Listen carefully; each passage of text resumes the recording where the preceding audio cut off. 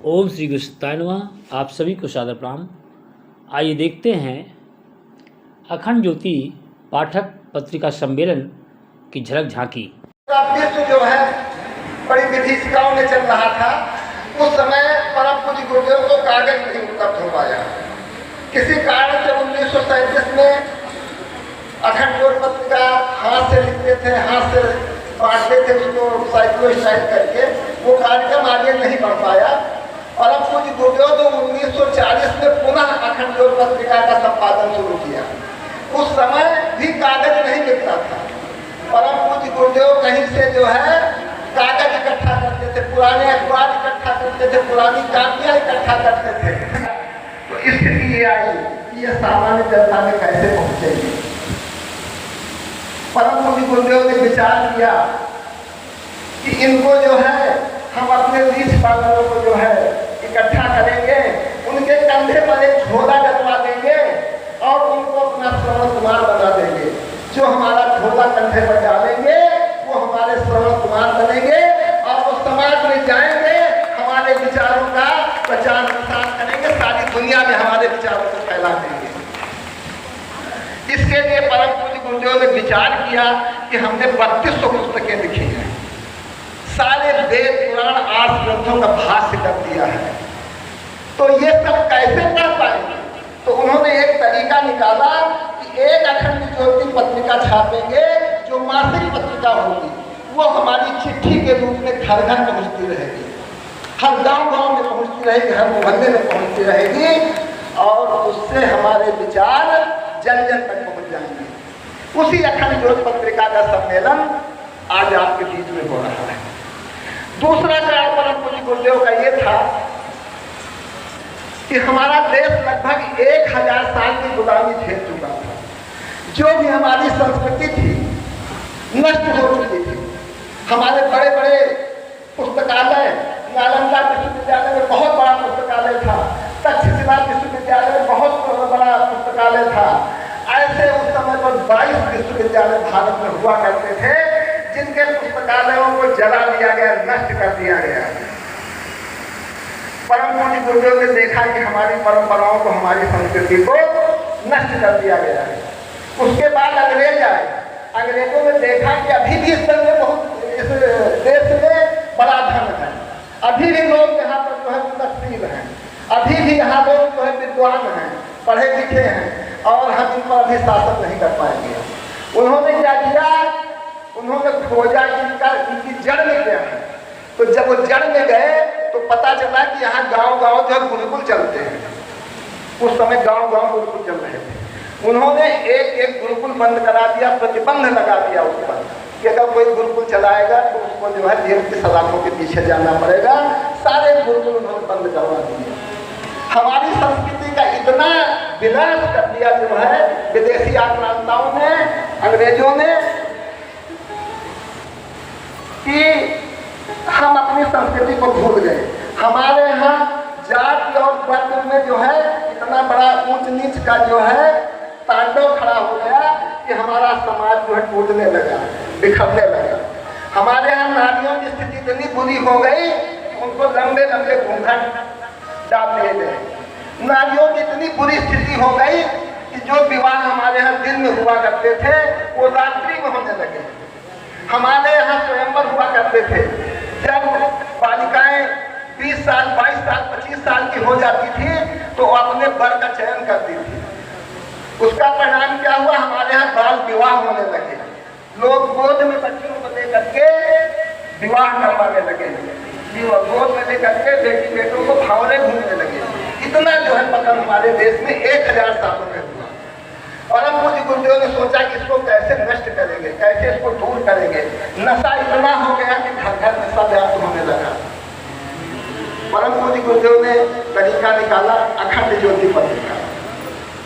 अखंड ज्योति पत्रिका प्रारंभ हुई। गुरुदेव ने कभी उसमें विज्ञापन नहीं छापा, किसी से आर्थिक सहायता नहीं दिया और वो इस पत्रिका में जो लोग लगे रहते हैं वो वास्तव में बधाई के पात्र हैं, साधुवाद के पात्र हैं। इसलिए कि गांवों में दूर दूर तक जाना पड़ता है, पैदल जाना पड़ता है।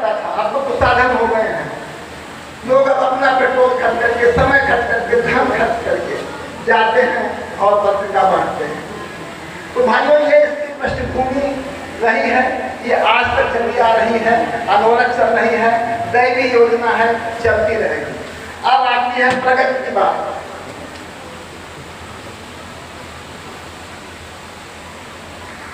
शुरू हुआ कि हम हर व्यक्ति तक पहुंचेंगे, जो भी पत्रिका बांटता है उससे पहुंचेंगे, उसका दुख सुख पूछेंगे, उसकी समस्याएं पूछेंगे, उसकी कठिनाइयां पूछेंगे और जो भी होगा उनका निराकरण करेंगे। उस क्रम में 2024 से गायत्री तपोभूमि मथुरा ने इसको एक आंदोलन का स्वरूप दिया, जिसके तहत हमको जिला समन्वय बनाया गया युग साहित्य का। 2024 तो खैर सामान्य रहा, हम लोग 100-150 पत्रिका बढ़ा पाए। अक्टूबर में सम्मेलन हुआ था, वहाँ ज़्यादा समय नहीं मिला। अब की बार वहाँ 2 जुलाई से 4 जुलाई तक सम्मेलन हुआ और उसमें बताया गया कि आपको अपना लक्ष्य निर्धारित करना है, अपनी पत्रिकाओं की संख्या कम से कम 3 गुना करना है। उस तारतम्य में हमने देखा तो 1524 अखंड ज्योति हमारे रायबरेली में आ रही थी और 805 युग निर्माण योजना आ रही है। उनको बढ़ाने का लक्ष्य 5000 रखा है, अखंड ज्योति का लक्ष्य 3000, युग निर्माण का लक्ष्य 3000 रखा हुआ है। आगे इनको दोनों को बराबर किया जाएगा आने वाले सालों में। इसमें आप लोगों ने बड़ी बढ़ चढ़ करके भूमिका निभाई है। अभी जुलाई से गायत्री तपोभूमि मथुरा से लौटने के बाद जब आह्वान किया गया तो सारे भाई बहन लग गए और लगभग 500 नए सदस्य अब तक बन चुके हैं।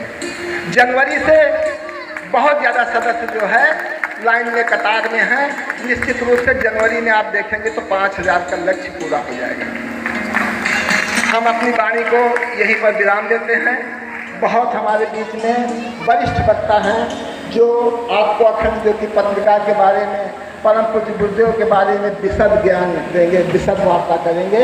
हम मन से आग्रह करेंगे कि आगे हमारे दूसरे वक्ताओं को आमंत्रित करें। सभी को प्रणाम, नमन, वंदन, धन्यवाद।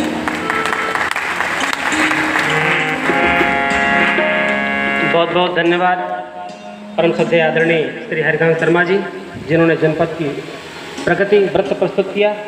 इसी क्रम में हमारे मध्य में हमारे नगर पालिका अध्यक्ष सम्मानित श्री शत्रुघ्न सोनकर जी का सानिध्य हम सबको प्राप्त हुआ है और अपने व्यस्ततम समय में वो हमारे मध्य में उपस्थित हुए हैं। शीघ्र ही उन्हें आगे के लिए प्रस्थान करना है। हम बीच में आपसे आग्रह करेंगे कि आप आएँ और 1 मिनट का संदेश हम सबको देने का कष्ट करें। आदरणीय नगर पालिका अध्यक्ष महोदय।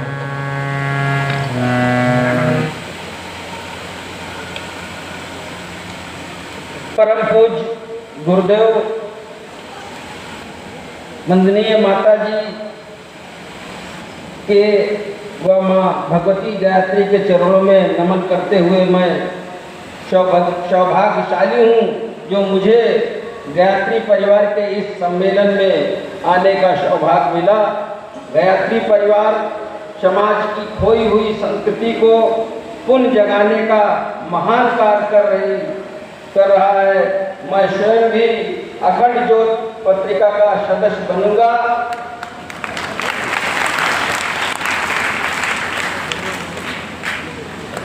अभियान को गति मिलेगी। एक बार चौकल ध्वनि के साथ आपका अभिनंदन।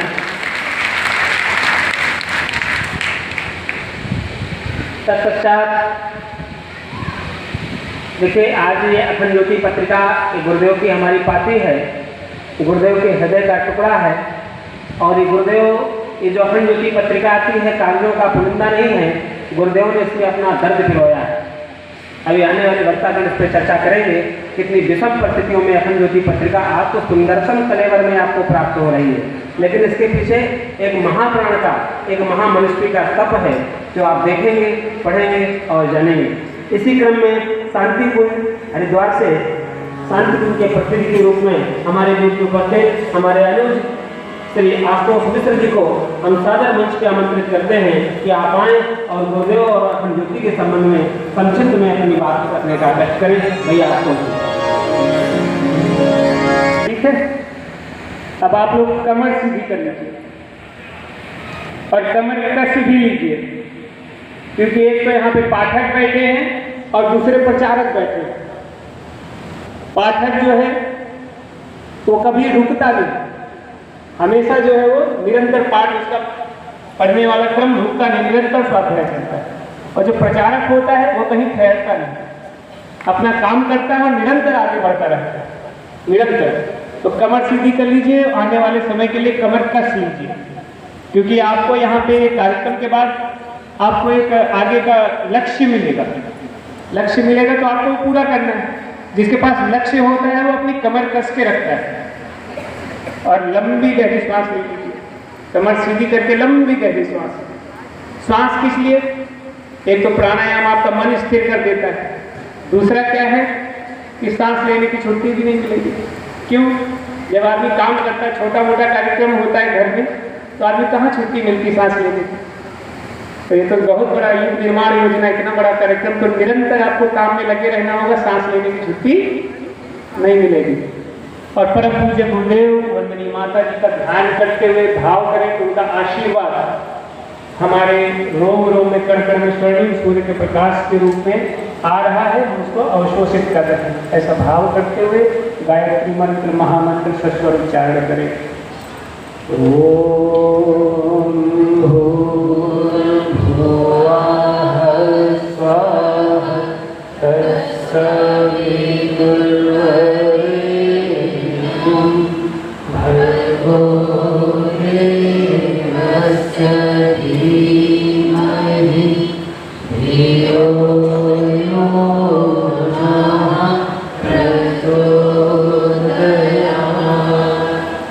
मंच पर विराजमान आदरणीय हमारे वरिष्ठ परिजन और यहाँ आए हुए सभी क्रांतिकारी भाइयों और बहनों। क्रांतिकारी इसलिए कि अभी जैसा हमारे आदरणीय बड़े भाई साहब ने बताया, राणा बेनी माधव सिंह जी की भूमि है।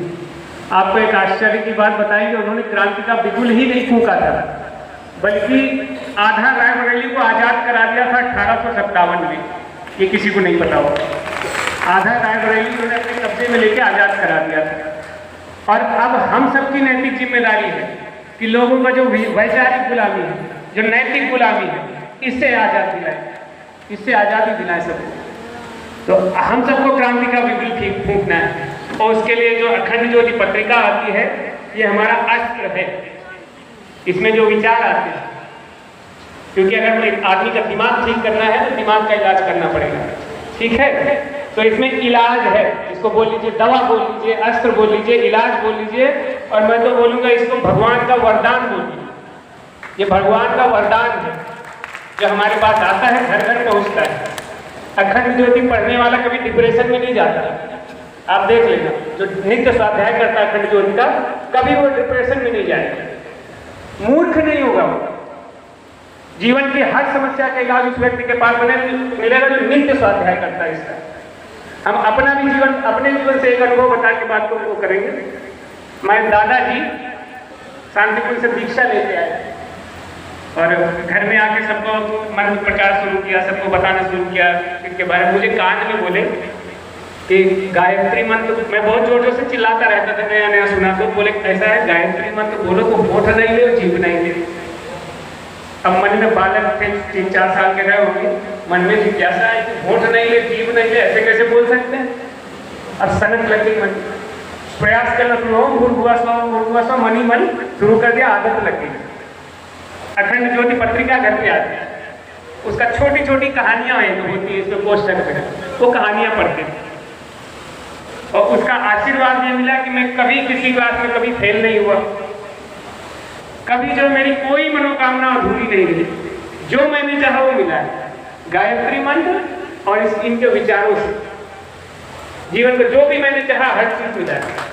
और आज आपके सामने खड़े हैं, आपके भूमि के यहीं के जन्म हुआ है, रायबरेली में जन्म हुआ हमारा, और शांतिपुर में गुरु जी ने हमको चुन लिया, हम गए नहीं वहां, क्योंकि भगवान किसी के लिए विकल्प नहीं है।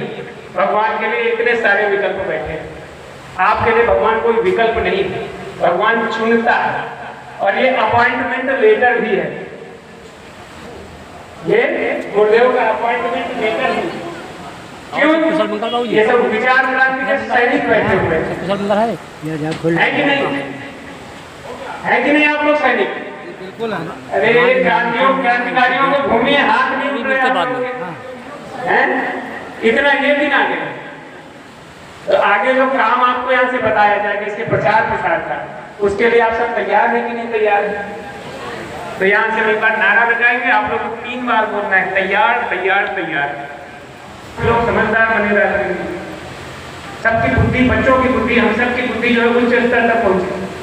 तैयार है कि नहीं आप लोग? तो हाथ उठा के नारा लगाएंगे, हम पूछेंगे एक बार तैयार, तो आपको 3 बार बोलेंगे सेना तैयार तैयार। ठीक, बोले सेना तैयार। अच्छा, ये जो ड्रेस में है, वर्दी में, उनकी तो आवाज आ रही है, ये बिना वर्दी वालों की आवाज नहीं आ रही। कोई बात नहीं, इमरजेंसी में बुलाया गया, कोई इमरजेंसी में वर्दी भूल गया होगी, धोने को डाल दिया होगा। जब भी कार्यक्रम में आया करें, पीली वर्दी में आया करें। गायत्री परिवार आप लोग केवल अगर आप जब गुजर गए होते पीली वर्दी में आकर, आज से ही क्रांति शुरू हो जाती है। आज से क्रांति शुरू हो जाती है अगर सारे व्यक्ति पीली वर्दी में होते, पीले कपड़ों में होते।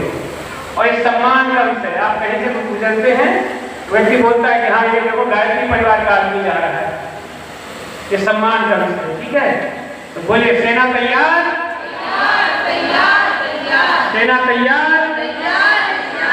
तो जैसे आप सबके चेहरे में मुस्कुराहट दिख रही है, ये उत्साह दिख रहा है, यही प्रसन्नता बनी रहे। परम पूज्य गुरुदेव का निरंतर कार्य करते रहे और ये उत्साह खत्म नहीं होना चाहिए।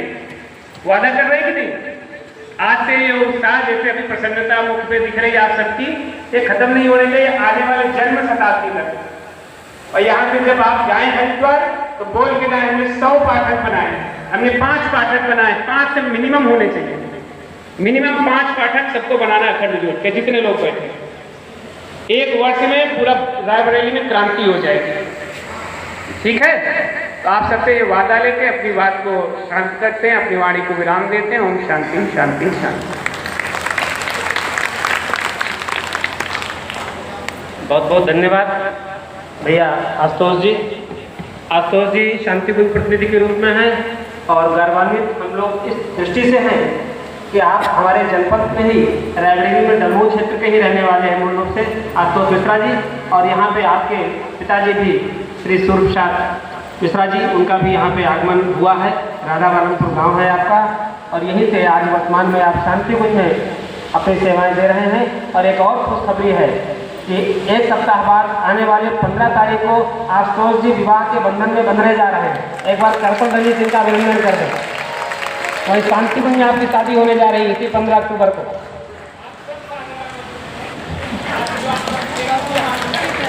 हाँ, तो जाके सब लोग आपको आशीर्वाद प्रदान करें कि आप दाम्पत्य जीवन में बंध रहे हैं। आपकी धर्मपत्नी भी शांतिकुंज की ही कार्यकर्ता हैं, वहीं पे पूर्णकालिक कार्यकर्ता हैं, और ऐसे दोनों युग मिले और गुरुदेव का खूब खूब काम करें। ऐसे पूरे सदन की तरफ से आपको ढेर सारा आशीर्वाद। ओम मंगलम भगवान विष्णु मंगलम कर्णध्वजा मंगलम पुंडरीकाक्षो मंगलाय तनो हरि।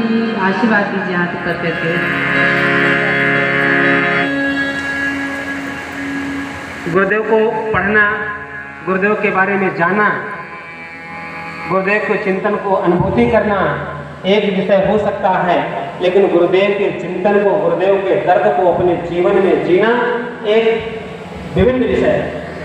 हम एक ऐसे मनीषी और एक ऐसे व्यक्तित्व को आपके समक्ष आमंत्रित कर रहे हैं जिनको कि संत शिरोमणि हम कह सकते हैं, वास्तविक मूल्यों में संत हैं, और जिन्होंने गुरुदेव के दर्द को अपने जीवन में जिया है और ऐसी पतित पावनी धरती से, ऐसी पवित्र धरती से पधारे हैं। अयोध्या से गायत्री शक्तिपीठ, अयोध्या के संस्थापक के रूप में आपकी योगदान रहा है, और गायत्री शक्तिपीठ अयोध्या उन शक्तिपीठों में रही है जिसकी की स्थापना गुरुदेव के कमलों से हुई है। और उस शक्तिपीठ के बारे में कभी आप जाएं, गायत्री शक्तिपीठ अयोध्या, कन्नड़ भवन के ठीक सामने गायत्री शक्तिपीठ अयोध्या आपको मिलेगी, और ये वही स्थान है। इसके संदर्भ में कई तथ्य हैं। एक तो ये है कि ये वही स्थान है जहाँ पे कि ऋषि विश्वामित्र जी भगवान राम और लक्ष्मण को मांगने आए थे। आज उसी पवित्र स्थान पे गायत्री शक्तिपीठ अयोध्या में बनी हुई। दूसरा ये है, ये वो दिव्य स्थान है गायत्री शक्तिपीठ अयोध्या जहाँ पे कि गुरुदेव के पिताजी भागवताचार्य थे, राम कथा भागवत कथा कहने के लिए अयोध्या आए थे, तो वही धरती है जहाँ पे आज गायत्री शक्तिपीठ बनी है। वहाँ पे गुरुदेव के पिताजी पंडित रूप किशोर शर्मा जी वहाँ पे उन्होंने भागवत कथा कही थी। और जिन दिनों भागवत कथा वहाँ कह रहे थे, उन्हीं दिनों तक संचार का साधन तो हुआ नहीं करता था। ऐसा कहा जाता है कि उन्हीं दिनों जब यहाँ गुरुदेव के पिताजी राम कथा कह रहे थे अयोध्या की पावन धरा पर, तब गुरुदेव जी अपनी माँ के गर्भ में आ गए थे। और यहाँ से जाने के बाद जब अमरखेड़ा पहुँचे थे, तो इनके जन्म लेने के पश्चात गुरुदेव के पिताजी ने गुरुदेव का नाम श्री राम रखा, इसीलिए रखा था इस शक्तिपीठ में। और आज उस स्थान पे एक गौरवमय शक्तिपीठ का निर्माण हुआ है। और उसके मूल में एक ऐसे व्यक्तित्व हैं आदरणीय बाबू राम केवल यादव जी, जो संत के रूप में हमारे बीच में उपस्थित हैं, तपस्वी हैं, मनस्वी हैं और गुरुदेव के जीवन को अपने जीवन में जिए हैं। हमारे रायबरेली से उनका अभिन्न नाता रहा है, इससे पूर्व भी कई बार आ चुके हैं। हम बड़े आदर के साथ आदरणीय राम केवल बाबू जी को आमंत्रित करेंगे और पत्रिका प्रसारण में अपने अनुभव को हम समझ के साझा करेंगे। आदरणीय राम केवल बाबू जी, एक बार कर दो धनी से अभिनंदन।